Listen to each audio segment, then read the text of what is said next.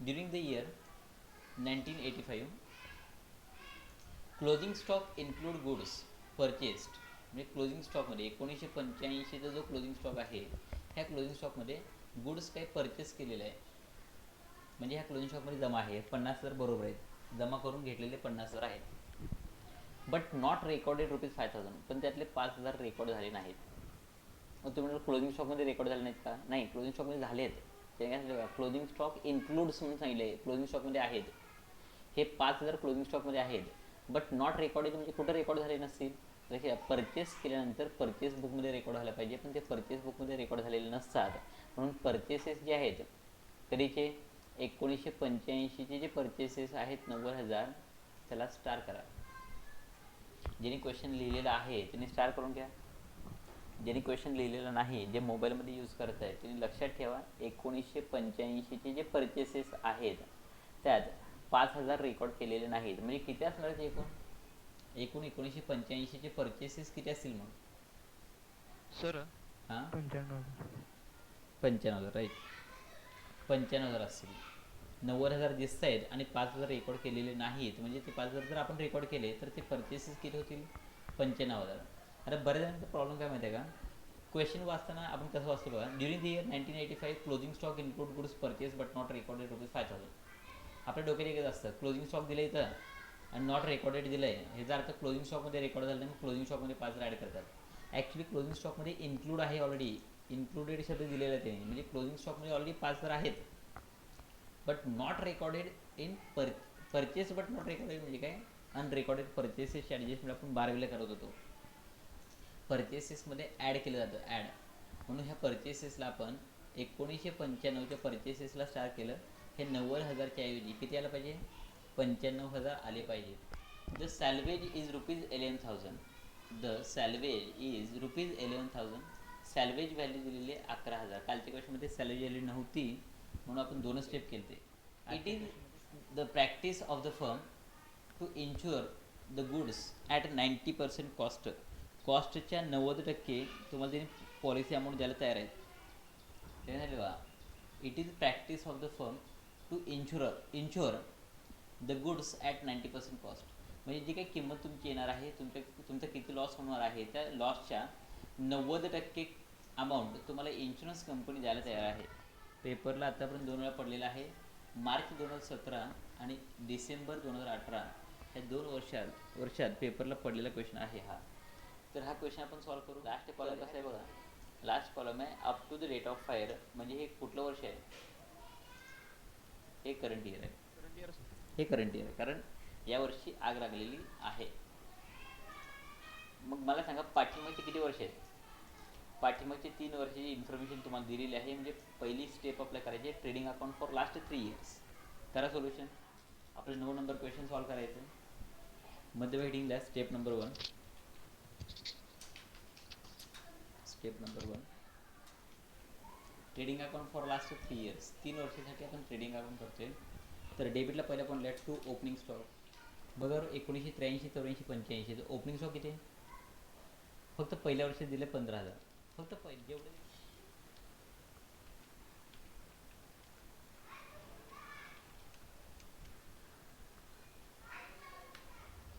Opening stock 15,000 दिलेले आहे. आता पुढे बघा, अजून बाकीचं नका देणं, आपण बघू नंतर त्याला किती येत होतो. परचेसेस दिलेत 50,000, 75,000 आणि इथे 90,000 घ्यायचे का 95,000 घ्यायचे. 1985ला 90,000 घेणार का 95,000 घेणार, 95 सर. 95 घ्यायचे, कारण त्याला एक ॲडजस्टमेंट आहे.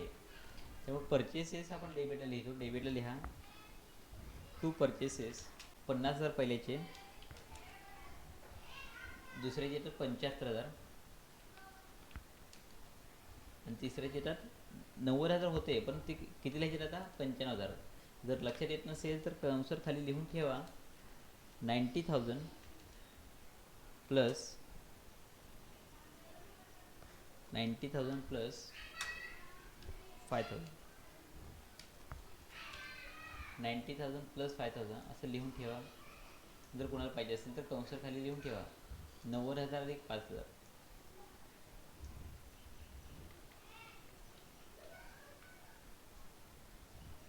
90,000 90,000 अधिक 5,000, म्हणजे आपल्याला ते लक्षात आले पाहिजे नंतर की आपण त्या 90,000 मध्ये 5,000 वाढवून असे 95,000 घेतलेले आहेत.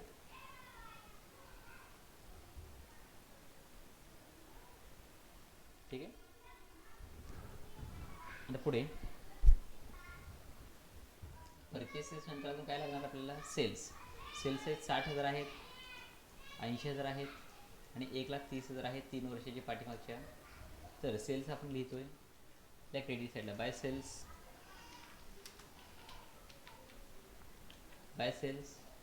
60,000 आहेत, 80,000 आहेत, 1,30,000 आहेत. 60,000, 80,000, 1,30,000. 60,000, 80,000, 1,30,000. त्यानंतर पुढे फॅक्टरी एक्सपेन्सेस आहेत, आपण डेबिटला लिहितो. टू फॅक्टरी एक्सपेन्सेस किती आहेत बघा, 3,000, 5,000 आणि 6,000. 3,000 आहेत, 5,000 आहेत आणि 6,000 आहेत. 3,000, 5,000 आणि 6,000. आपण करंट इयरचं घेत नाही, up to the date of fire करत नाही. लास्ट इयरचे पाठीमागचे 3 वर्षात आपण करतो. ठीक आहे. आता फॅक्टरी एक्सपेन्सेस नंतर पुढचा पॉईंट आहे क्लोजिंग स्टॉक. आता क्रेडिटला आपण लिहितो बाय क्लोजिंग स्टॉक.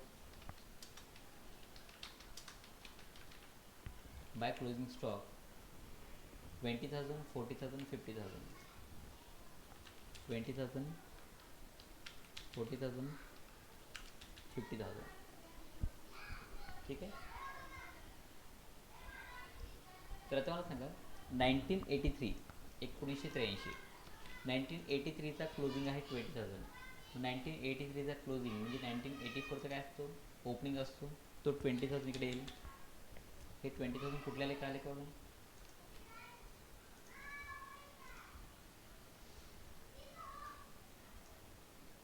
हे 20,000 जे आहे क्लोजिंग. 1983चा क्लोजिंग म्हणजे 1984चा ओपनिंग.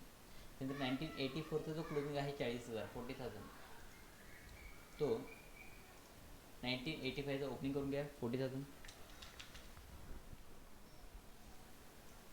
ही टोटल आहे तशी डेबिटला लिहा.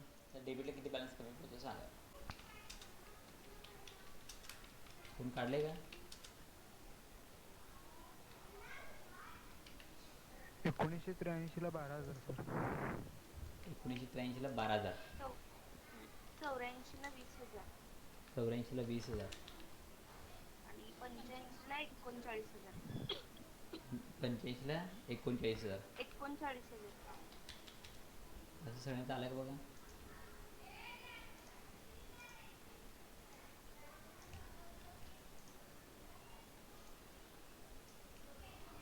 एवढी अमाऊंट येते बघा. ही जर पहिली step, trading account for last 3 years, पाठीमागचे 3 वर्षाचं आपण ट्रेडिंग अकाउंट केलेलं आहे आणि ट्रेडिंग अकाउंट करून आपण ग्रॉस प्रॉफिट शोधून काढलेलं आहे. तर खाली ग्रॉस प्रॉफिट पर्सेंटेजचा फॉर्म्युला लिहा. खाली ग्रॉस प्रॉफिट पर्सेंटेजचा फॉर्म्युला लिहा.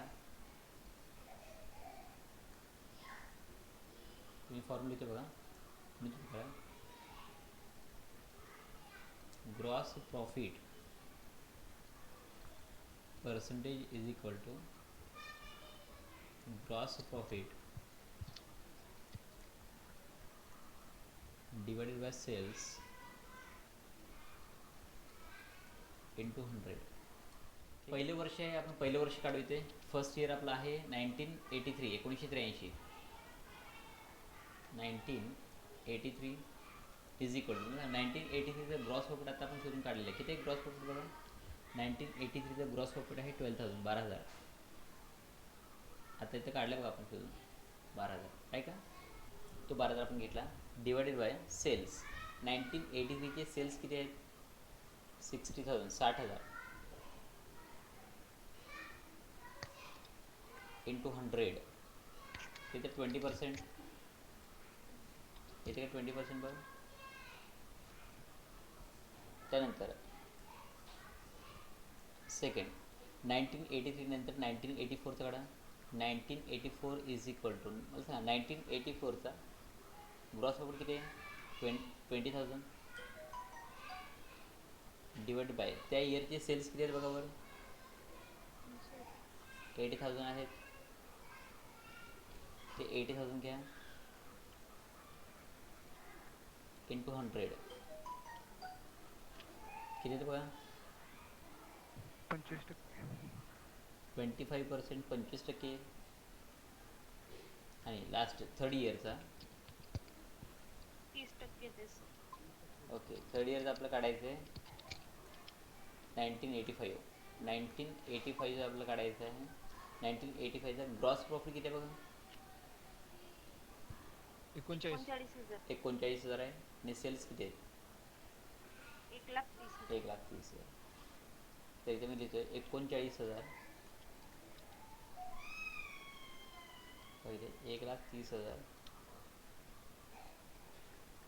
गुणिले 100 ते 30%. 30% आलं. आता 30% आल्यानंतर आपल्याला डायरेक्ट काय करायचं आहे तर average gross profit. Average gross profit. Average gross profit म्हणजे काय. हे सगळ्या ग्रॉस प्रॉफिटची बेरीज करायची. हे जी तिन्ही आहेत या तिघांची बेरीज करायची आणि भागिले जेवढे वर्ष आहेत तेवढे त्याला डिवाइड करायचं. 3 असल्यामुळे भागिले 3. 20 अधिक 25 अधिक 30 भागिले 3 आणि 75 भागिले 3 म्हणजे किती येतं 25%. 25%. म्हणजे आपला ॲव्हरेज ग्रॉस प्रॉफिट जो आहे तो ॲव्हरेज ग्रॉस प्रॉफिट किती आलेला आहे तर आपला ॲव्हरेज ग्रॉस प्रॉफिट आलेला 25%. ॲव्हरेज ग्रॉस प्रॉफिट आपला 25% आलेला आहे. सगळ्यांना व्यवस्थित कळालं का. कॅल्क्युलेशन कशी केलं कळालं सगळ्यांना व्यवस्थित. हो सर. ग्रॉस प्रॉफिट पर्सेंटेजचा फॉर्म्युला आहे gross profit divide by cells into 100. 1983 1984 1985 तिन्ही वर्षाचा आपण ग्रॉस प्रॉफिटचे पर्सेंटेज काढले आणि त्या पर्सेंटेजची ॲडिशन करून त्याला डिवाइड बाय 3 इयर्स असल्यामुळे डिवाइड बाय 3 केलं तर ॲव्हरेज ग्रॉस प्रॉफिट आपल्याला 25%. तर आता हा 25% यूज करून आपल्याला पुढची स्टेप नंबर 2 करायची आहे. खालीला स्टेप नंबर 2. स्टेप नंबर 2 कुठले करतो आपण. Trading account for trading account up to the date of fire. Trading account up to the date of fire आपलं करायचं आहे. तर ही डेबिट साईड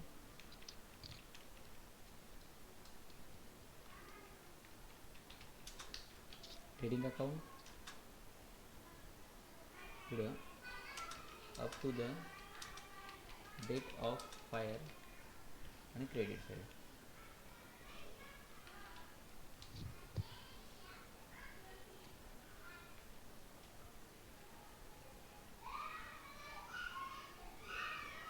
ठीक आहे. डेबिट अँड क्रेडिट केलेलं आहे. आपल्याला रेशो झाले का. ट्रेडिंग अकाउंट आपण बघतोय step number 2 trading account up to the date of fire. ज्या तारखेला आपल्या कंपनीच्या प्रीमायसेसला आग लागलेली आहे त्या तारखेला आपल्या कंपनीच्या प्रीमायसेस म्हणजे गोडाऊनमध्ये किती रुपयाचा स्टॉक अवेलेबल होता तो स्टॉक जळालेला आहे तो आपल्याला शोधून काढायचा आहे. आणि ते काढण्यासाठी आपण up to the date of फायरची ट्रेडिंग अकाउंट करतो आहे. तर ट्रेडिंग अकाउंटच्या डेबिटला आपण पहिला पॉईंट लिहितो to opening stock.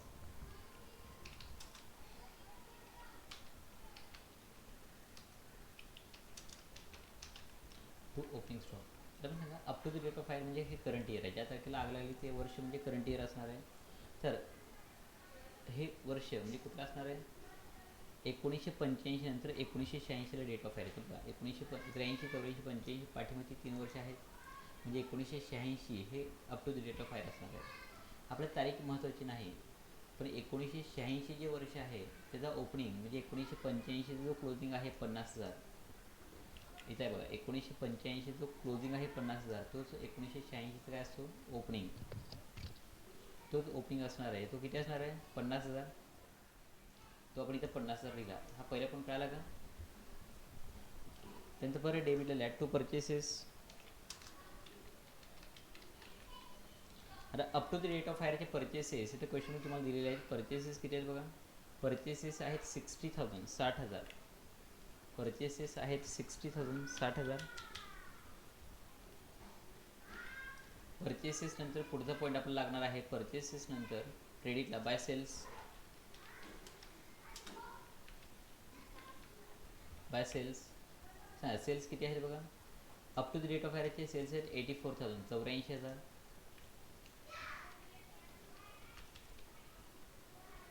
84,000. Next cells नंतर पुढे फॅक्टरी एक्सपेन्सेस आहेत 4,000. फॅक्टरी एक्सपेन्स आपण डेबिट लिहिणार आहे to factory expenses.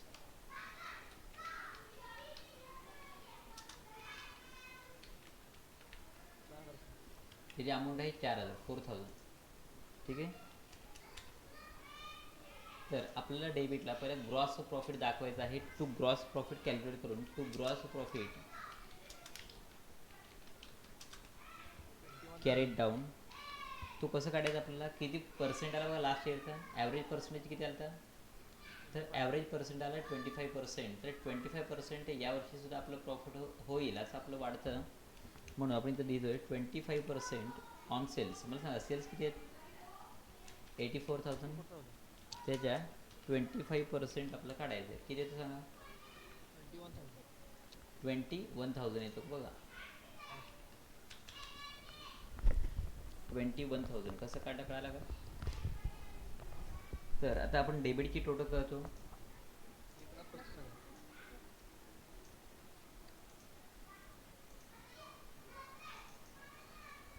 Debit total आहे 1,35,000. ती टोटल आहे तशी क्रेडिट लिहून घ्या.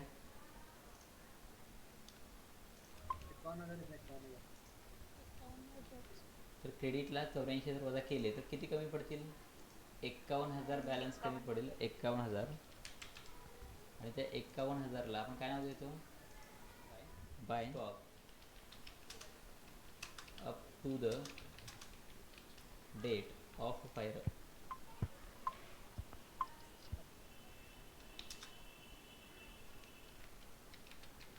Up to the date of fire.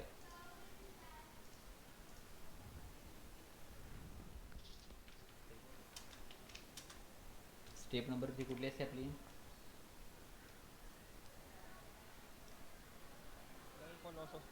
Claim claim for loss of stock.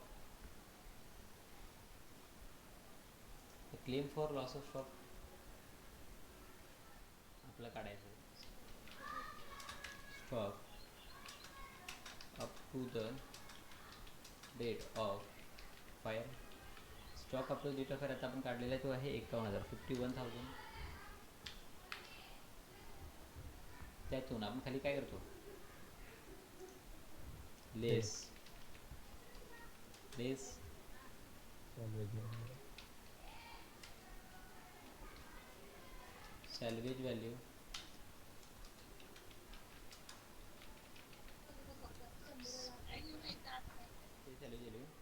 सॅल्वेज value तर खाली दिलेली आहे 11,000 11,000 आहे का बघा 11,000.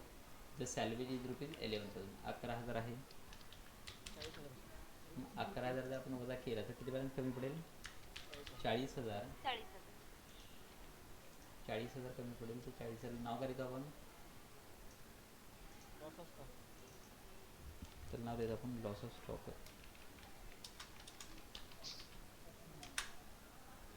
नाव देतो आपण loss of stock. Last step आपण करतो. Step number 4.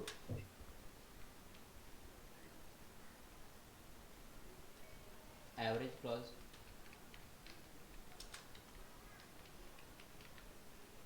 आता ॲव्हरेज क्लॉज देताना at 90% cost. Insure the goods at 90% cost. कॉस्टचे 90% आहे. मग डायरेक्ट ॲव्हरेज क्लॉज कसं काढायचं आहे. इथं तुम्हाला फॉर्म्युला यूज करायची गरज नाही.